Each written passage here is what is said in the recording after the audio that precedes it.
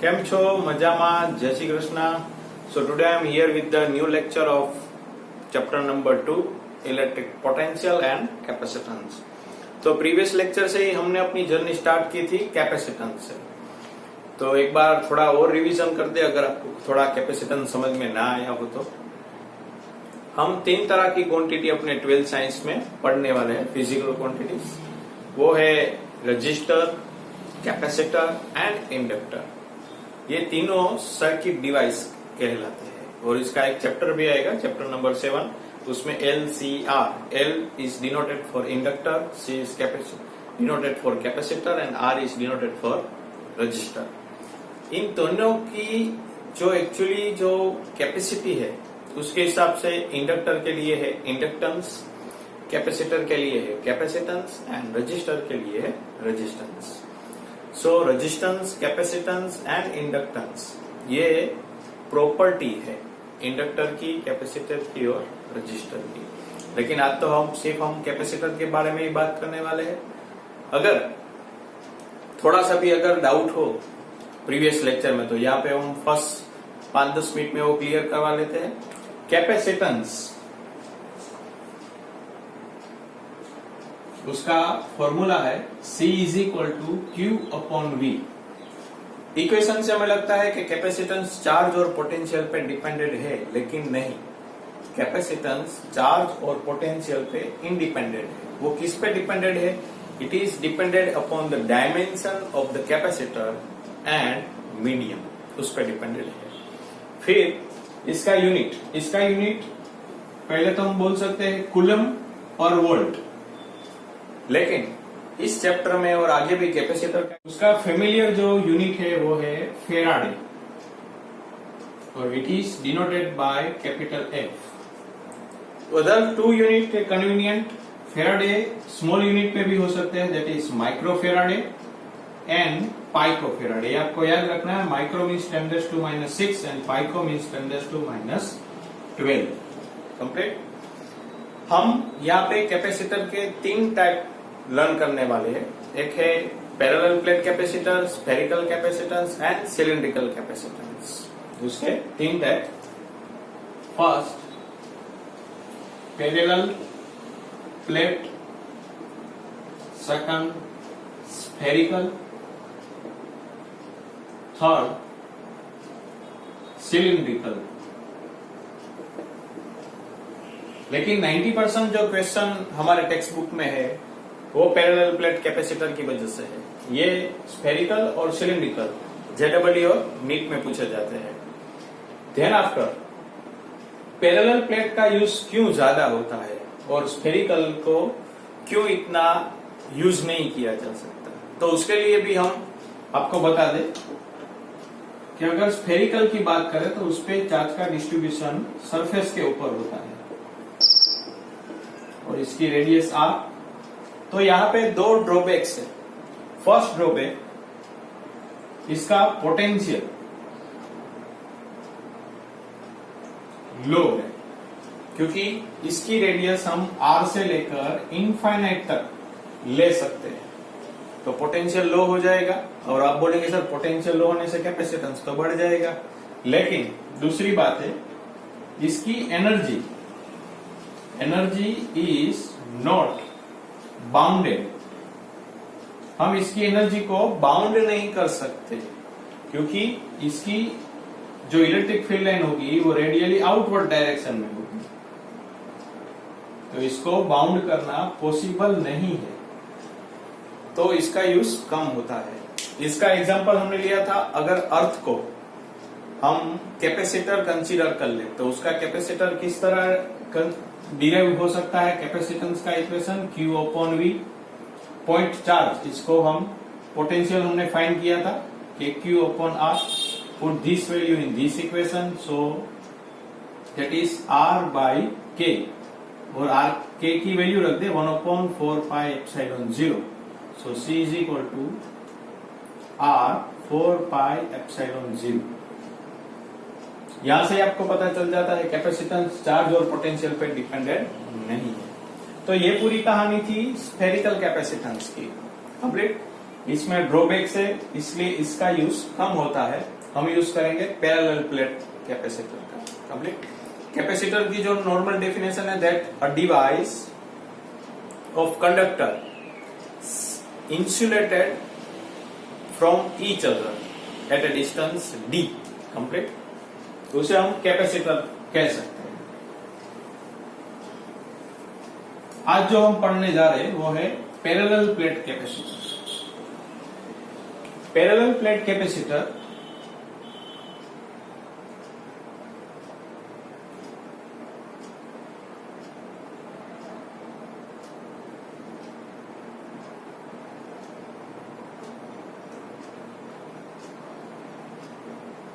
इसमें parallel plate capacitance में इस प्लेट पे पॉजिटिव चार्ज होता है, यहाँ पे प्लस प्लस प्लस, यहाँ पे नेगेटिव चार्ज होता है।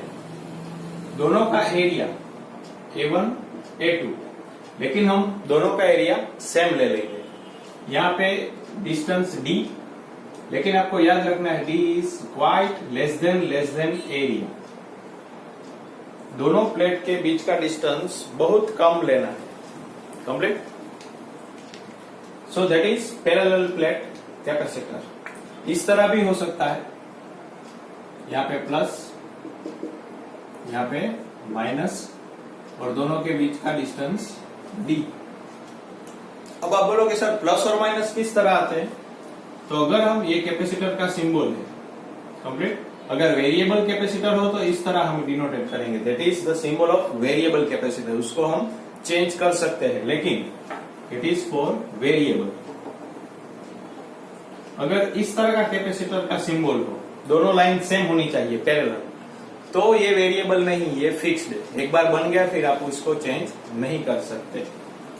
तो अगर इसको हम बैटरी के साथ कनेक्ट कर दें, बैटरी में आपको ध्यान रखना है एक टर्मिनल लार्ज होता है, एक टर्मिनल स्मॉल होता है, लेकिन पैरेलल प्लेट कैपेसिटर में दोनों टर्मिनल सेम रहते हैं। अब यहाँ पे पॉजिटिव है तो इलेक्ट्रॉन यहाँ से इस तरह आ जाएंगे, तो इलेक्ट्रॉन आने से यहाँ पे पॉजिटिव चार्ज हो जाएगा, तो ये इलेक्ट्रॉन इस तरफ जाएंगे, तो यहाँ पे नेगेटिव चार्ज हो जाएगा। कंप्लीट। तो पहले हम पैरेलल प्लेट कैपेसिटर का फॉर्मूला डिराइव करते हैं।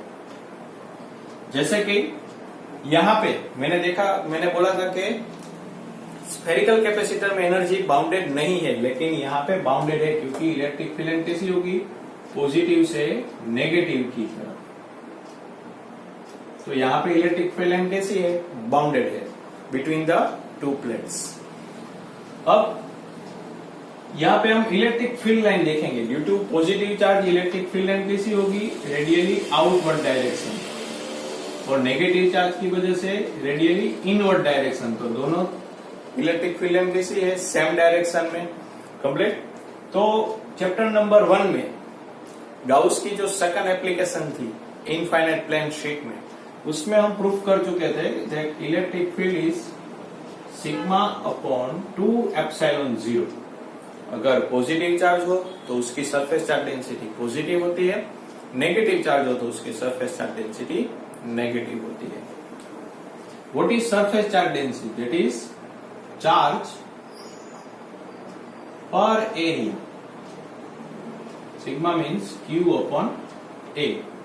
तो यहाँ पे टोटल इलेक्ट्रिक फील्ड दोनों सेम डायरेक्शन में है, तो एडिशन होगा E is equal to E1 plus E2।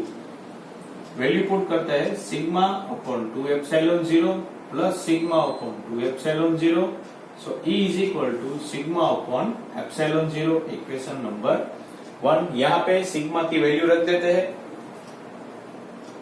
E is equal to Q A epsilon 0।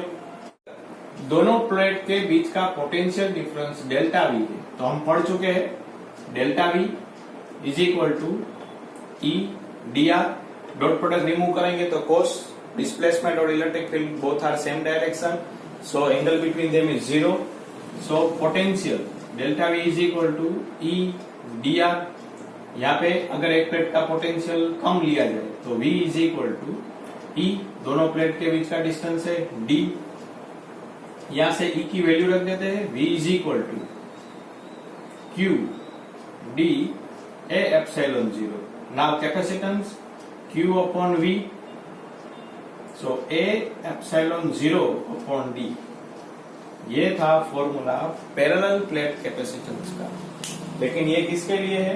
Vacuum के लिए, क्योंकि हम पढ़ चुके हैं epsilon 0 is for vacuum and epsilon is for medium. अब इस इक्वेशन में अगर हम area 1 mm 1 metre cross 1 metre और डिस्टेंस 1 mm ले लें तो हमें कैपेसिटेंस कितना मिल सकता है देख ले। अगर ऐसा क्वेश्चन पूछा जाए तो वैल्यू पुट कर देते हैं 1 epsilon 0 8.85 10⁻⁻12 divided by D means 10⁻⁻3, so 8.85 10⁻², ये -3 प्लस 3 12 प्लस 3 -9 फेराडे कंप्लीट। इसी तरह अगर हमें कैपेसिटेंस 1 फेराडे चाहिए तो एरिया कितना होना चाहिए? तो इसमें हम एक और सब्जेक्ट बनाएंगे CD अपॉन एप्सिलॉन 0। कैपेसिटर हमें 1 फेराडे चाहिए, distance 1 mm means 10⁻⁻3, epsilon 0 8.85 10⁻⁻12, so area की वैल्यू आएगी 1.13 इंटू 10⁻8 मीटर स्क्वायर। ये मीटर स्क्वायर मीन्स एरिया कितना होता है? Length into breadth. तो हमें लेंथ और ब्रेथ नियरली कितनी लेनी चाहिए? Length and breadth nearly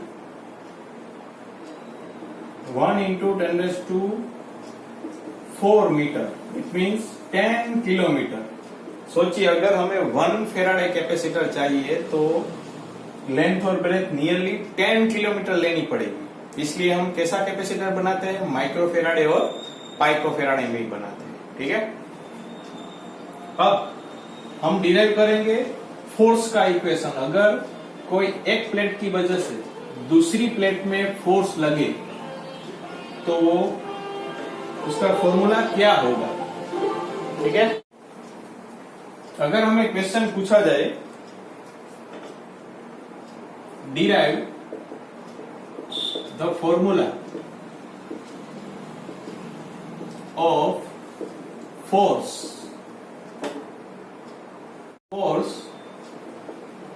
acting on one plate due to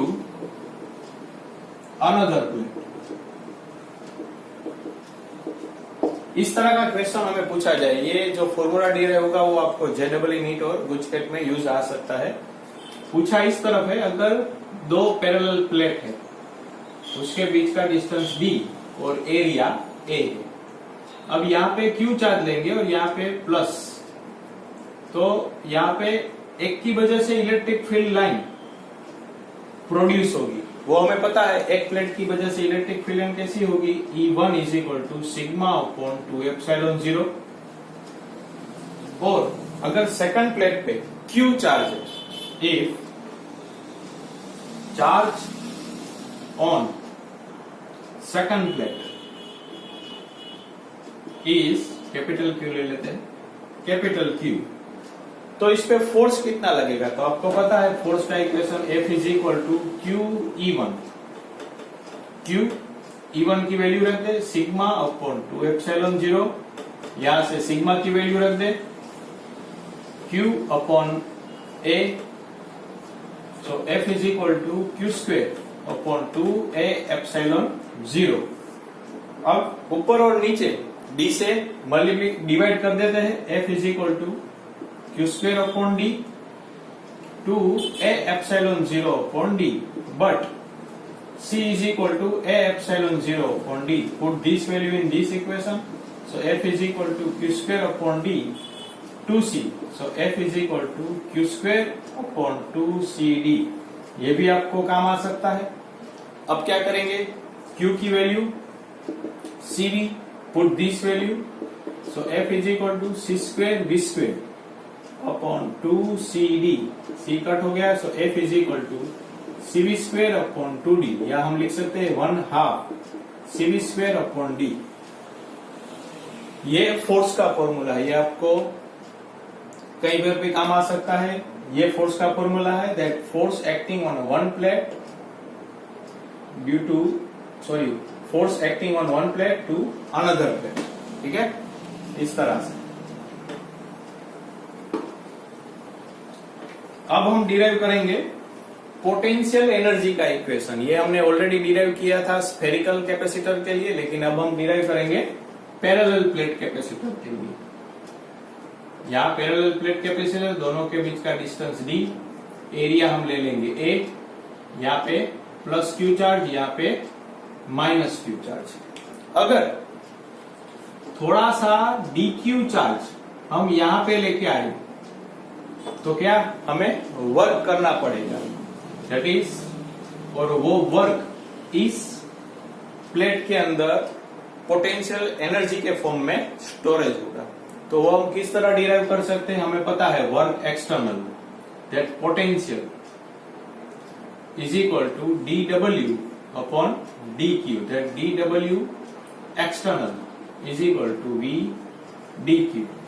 अब पहले तो कैपेसिटर खाली था, उस पर कोई चार्ज नहीं था, क्योंकि यहां से हम जैसे ही चार्ज ले जाएंगे तो यहाँ पे प्लस आता जाएगा और यहाँ पे माइनस होता जाएगा। तो पहले इसे t is equal to 0 time capacitor पे कोई चार्ज नहीं था, तो पोटेंशियल भी 0 था, बट कैपेसिटेंस तो था, क्योंकि कैपेसिटेंस चार्ज और पोटेंशियल पे डिपेंडेंट नहीं करता। फिर t is equal to t time charge storage हुआ Q0, या Q ले ले, potential small v, that is small q upon c, capacitance तो c ही रहेगा। अब t is equal to infinite, charge पूरा स्टोरेज हो गया, that is capital V q upon c। तो अगर हमें टोटल वर्क चाहिए ड्यू टू एक्सटर्नल एजेंट, तो हम क्या करना पड़ेगा, integration from 0 to charge q हमें एस्टेब्लिश करना है। dw 0 to q v dq 0 q v की value small q upon c dq। So w external agent is equal to 1 upon c 0 to q dq। अब q का integration होगा q square by 2। So w external agent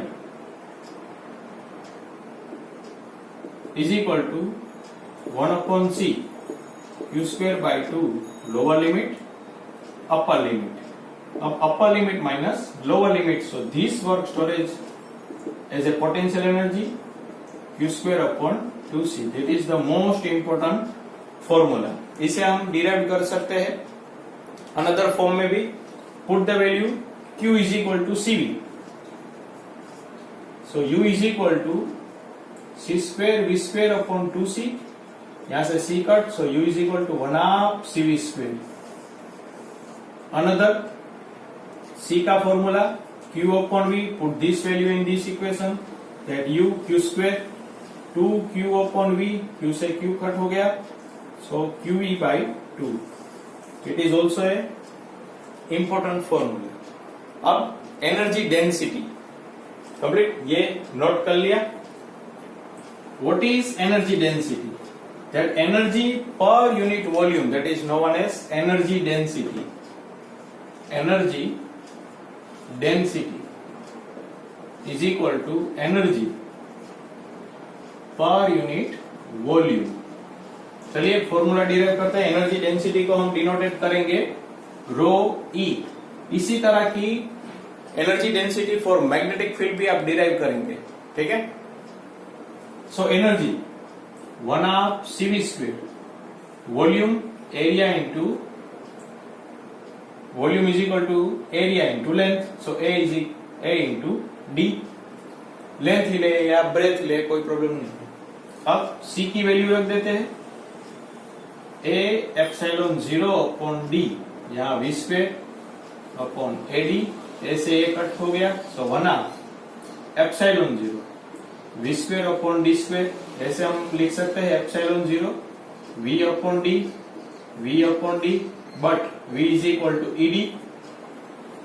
so E को अगर हम subject बनाएंगे तो v upon d, so energy density का formula है 1/2 एप्सिलॉन 0 ई स्क्वायर। आप तो उसे 1/2 mv स्क्वायर के जैसे भी ले सकते हो, ठीक है। सो ये थी पूरी एनर्जी डेंसिटी। ये भी आपको फाइंड करने के लिए पूछे तो यूज हो सकता है। ये थी potential energy for parallel plate capacitor, ठीक है। अब इसके रिलेटेड कुछ सम्स देखेंगे। The question is the capacitance of parallel plate capacitor formed by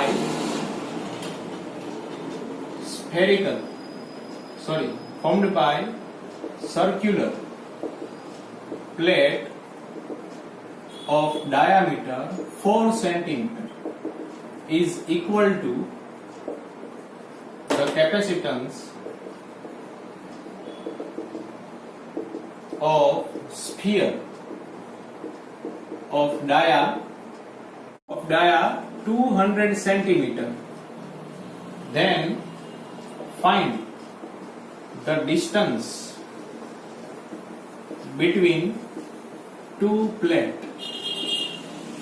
आपको ऑप्शन दिया है 1 into 10⁻⁴ metre, 2 into 10⁻⁴ metre, 3 into 10⁻⁴ metre and 4 into 10⁻⁴ metre. Complete. तो पहले क्वेश्चन अंडरस्टैंड कर लेते हैं।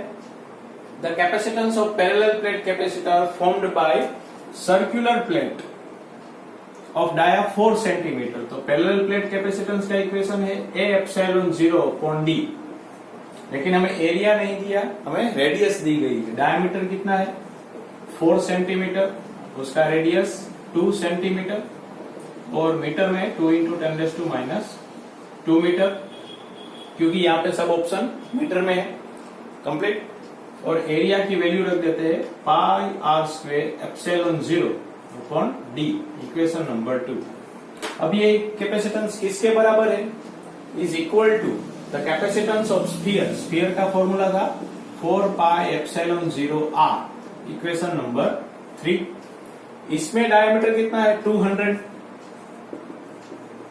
तो उसकी रेडियस हो जाएगी 100 सेंटीमीटर और 100 centimetre 10⁻² metre is equal to 1 metre. Complete. अब डायरेक्ट भी कर सकते हो 1 metre is equal to 100 centimetre, ये भी करने की जरूरत नहीं, ठीक है।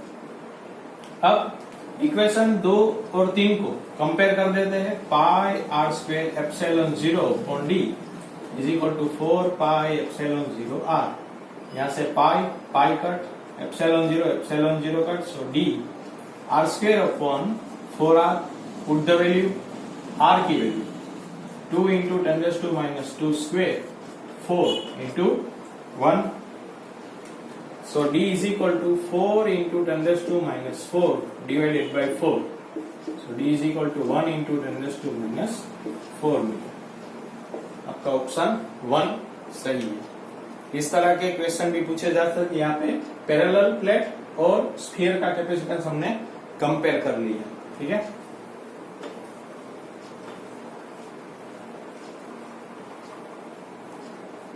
Next question, the capacitance of variable capacitor joined with battery of 100 volt change from 2 microfarad to 10 microfarad.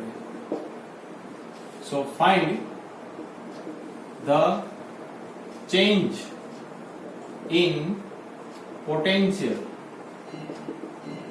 energy. आपके ऑप्शन है 2 into 10⁻² joule, 4 into 10⁻² joule, 2.5 into 10⁻² joule and 6.25 into 10⁻² joule. तो यहाँ पे हम देख सकते हैं कि इक्वेशन एनर्जी के तो कितने हैं, 3 है। First Q² upon 2C, 1/2 CV² and QV/2। तो किसका यूज करना है वो पहले देखना पड़ेगा। यहाँ पे हमें वोल्टेज और कैपेसिटेंस दिया है, तो ये बीच का फॉर्मूला है। So U is equal to 1/2 CV²। अब change in potential energy U2 minus U1। So change ले लेते हैं 1/2 C, तो C वेरिएबल है क्योंकि वेरिएबल कैपेसिटेंस है, 2 माइक्रोफेराड है, 10 माइक्रोफेराड हो रहा है, लेकिन बैटरी तो सेम है। C2 minus C1 V², value put कर देते हैं यहां से 10 माइक्रोफेराड है, सो 10 इंटू 10⁻⁻⁶। C1 की वैल्यू 2 माइक्रोफेराड है माइनस 6 और वोल्टेज की वैल्यू है 100, तो 10⁻² और उसका स्क्वायर 1/2 10⁻², 8 इंटू 10⁻⁻⁶, 10⁻⁴। यहां से कट हो जाएगा तो 4 -6 + 4 -2 जूल कंप्लीट। तो आपका ऑप्शन है 4 इंटू 10⁻⁻² जूल। सेकंड ऑप्शन आपका सही है। ये था formula for variable capacitor, variable जिसमें कैपेसिटर चेंज होता है। ठीक है,